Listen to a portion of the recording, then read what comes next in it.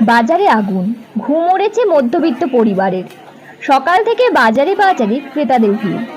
জামাই ষষ্ঠী মানে শ্বশুরবাড়িতে বিশেষভাবে জামাই আদর, সঙ্গে জমিয়ে খাওয়া দাওয়া আর সকলে মিলে আনন্দ হইহুল্লোড় তো আছেই। কিন্তু জামাই ষষ্ঠীর সকালে জামাই আদরের বন্দোবস্ত করতে গিয়ে কার্যত ঘুম উড়েছে মধ্যবিত্ত পরিবারের। এদিন মাছ মাংস থেকে ফলমূল সব কিছুরই দাম বেশ চড়া। ফলে শ্বশুরকুলের পকেট যে বেশ ভালোই খালি হচ্ছে তা বোধহয় বলার অপেক্ষা রাখে না।